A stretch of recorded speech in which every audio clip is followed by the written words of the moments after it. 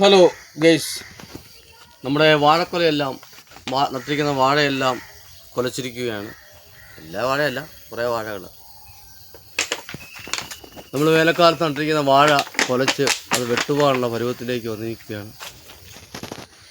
ഇവിടെ ഞങ്ങൾക്ക് 4 മണിക്ക് ഞങ്ങളിങ്ങനെ ഇരുന്നപ്പോൾ കുറേ മുളകും കുറച്ച് കപ്പയും കഴിച്ചേക്കാമെന്നൊരു ആഗ്രഹം തോന്നി.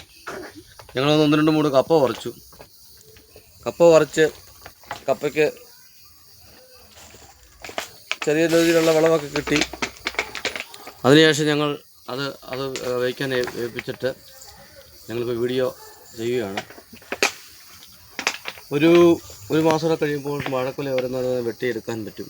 ഒരാഴ്ച കഴിയുമ്പോൾ. അപ്പം ഇവിടെ നല്ല സാഹചര്യങ്ങൾ നമുക്ക് മുമ്പിൽ തെളിഞ്ഞു നിൽക്കുകയാണ്.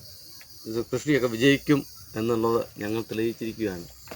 വാഴക്കൊല അവിടെ ഈ സൈഡിൽ ഇതിങ്ങനെ കൊലച്ചു വന്നിരിക്കുകയാണ്. ഇത് 6 വടലയോളം ഉണ്ട്.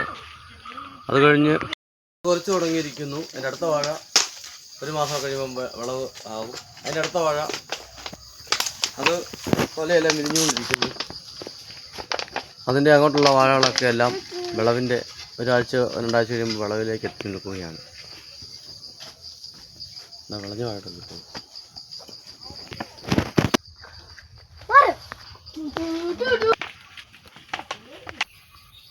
ഇത്